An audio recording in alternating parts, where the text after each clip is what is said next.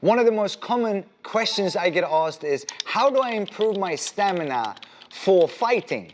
Well, the truth is, depends on what kind of fighting you do. We have to remember, if you're doing boxing, if you're doing kickboxing, if you're doing mixed martial arts, or if you're doing Brazilian jiu-jitsu, those are sports, which means your stamina should be sport specific. If you do MMA, you do normally 3 5-minute rounds with a minute rest in between. If you're fighting for a title, you do 5 5-minute rounds.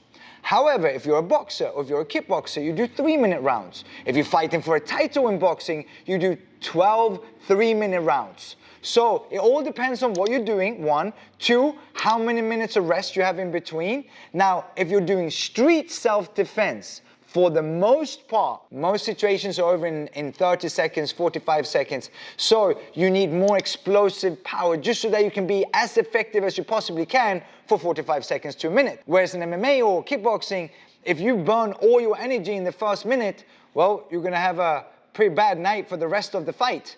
In self-defense, you can run away, right? Create enough space you can get out of there. Can't do that inside of a ring or a cage. So really important to understand that, what am I training for? Am I training for self-defense? Am I training for a sport? So your stamina should be trained according to that. But here's 2 general rules that we need to follow. 1, we do need to develop explosiveness and be in a lactic acid threshold, LAT. If you want to build your mental strength, I would also recommend you to do some long distance runs. And if you can't run, you can be on a bike, you can be on a Skierg, a tack bike, anything like that, jump rope, but some longer distances where you go through some ebbs and flows, which is what happens. I, for example, run ultra marathons and really long distances. Why? Not because I want to improve my stamina, because it doesn't really necessarily, but because this is usually what everyone lacks. Not just people that want to learn how to defend themselves for the streets, but also fighters.